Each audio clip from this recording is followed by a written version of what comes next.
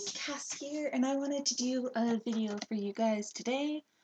And it's a cooking video. I guess it's not today, it's kind of tonight. It's 2 in the morning. I want to do a cooking video. It's really really quick, simple, and easy. It's kind of homemade Reese's bars. You only need 5 ingredients for it. You need peanut butter, in which case this is only part of the peanut butter. It's going to need to be divided. You need chocolate chips.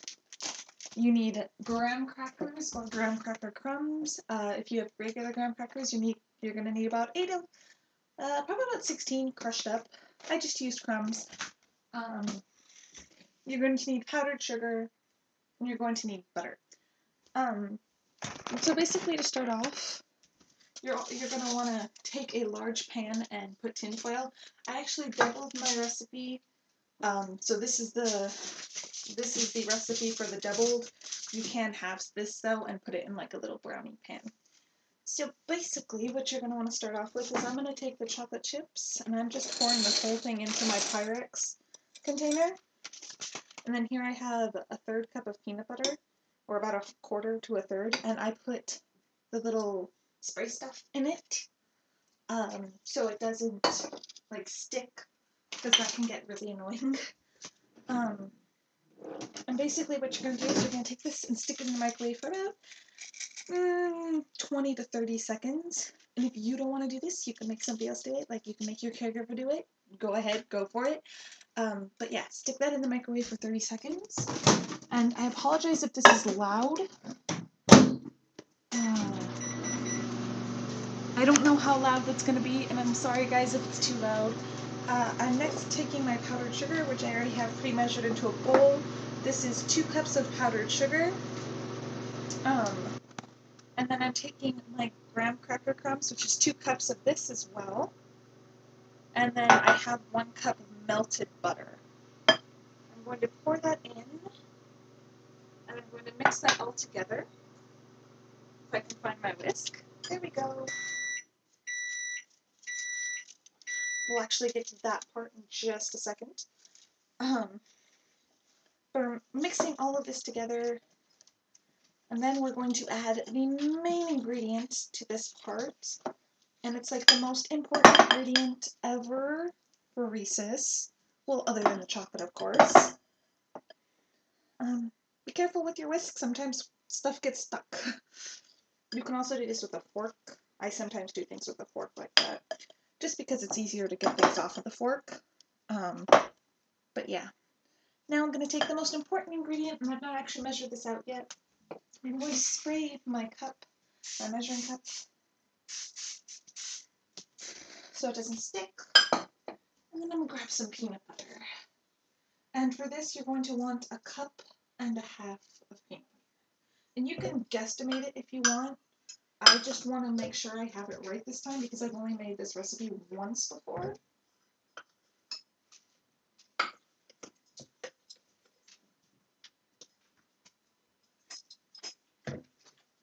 Look at all the peanut butter, guys. Let's see. There's that. Flow, flow, flow. So we're going to do a little bit more because we need that 1.5 cups. So we're going to take that and we're going to put it in there. And we're going to mix everything together again.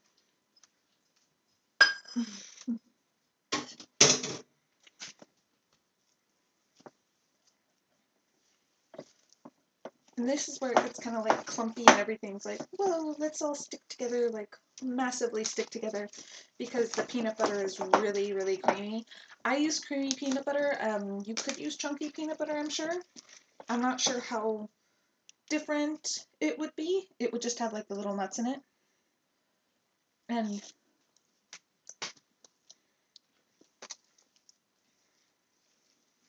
my dog is watching my every move. And now that I have this all nice and kind of mealy looking, I guess you could say, I'm going to take this, now that it's well mixed, and I'm going to just kind of put it in my pan. And you're going to want to flatten it out across the bottom.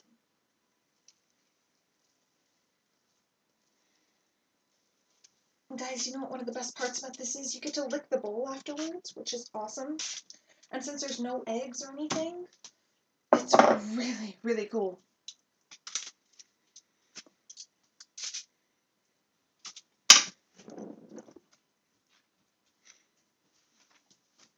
Now I'm going to take my little spatula, or not little spatula, but it's just a little adorable thing that I use to get stuff out of the whisk, and it also helps me smooth things out.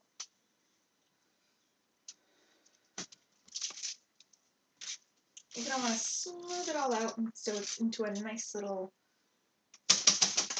Hi! Some of it doesn't want to come out, but that's okay, because we have a lot of it, so... I dropped a little bit on the floor. Puppy's happy now.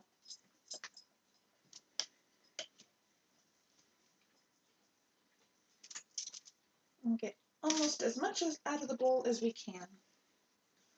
And just kind of, like I said, spread that so it's nice and as even as possible. It doesn't have to be perfect. These bars are not going to be perfect unless you're a professional baker and you've been baking for a long time. But we're just littles. Things don't have to be perfect. They just have to be yummy. And I'm sure you could make this vegan if you substitute the butter with margarine or another spread. And you could make it gluten-free by using gluten-free graham cracker crumbs.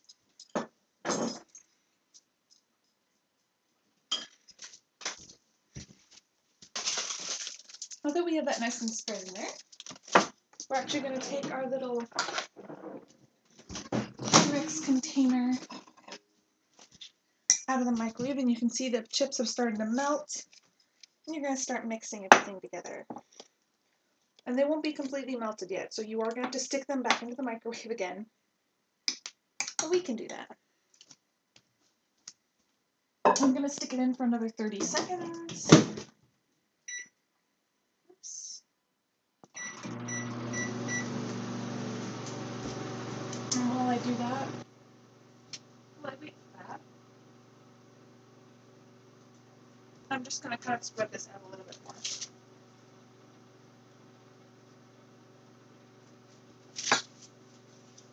Just to try to get it a little bit more even.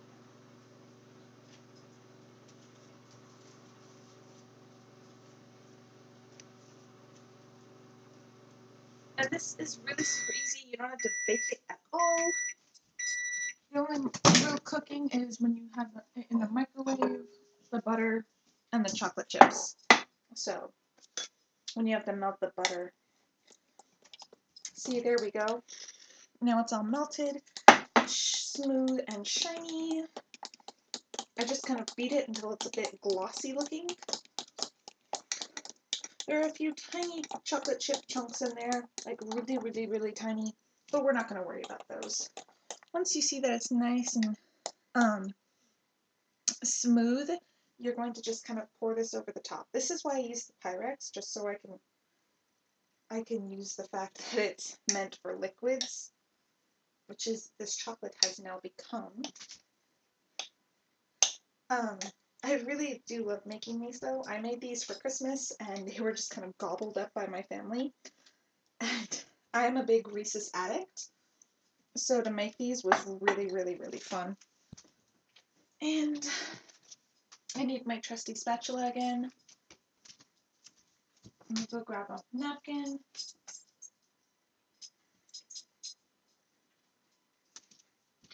Not perfectly clean, but it works. And you're just going to kind of smooth the chocolate over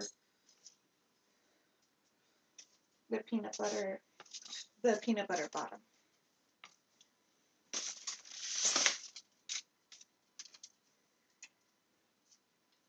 Once again, like I said, doesn't have to be perfect at all.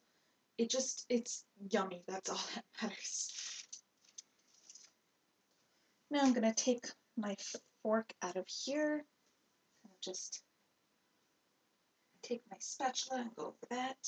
I'm going to take my little mini rubber spatula and pour it, then help get the rest of the chocolate out.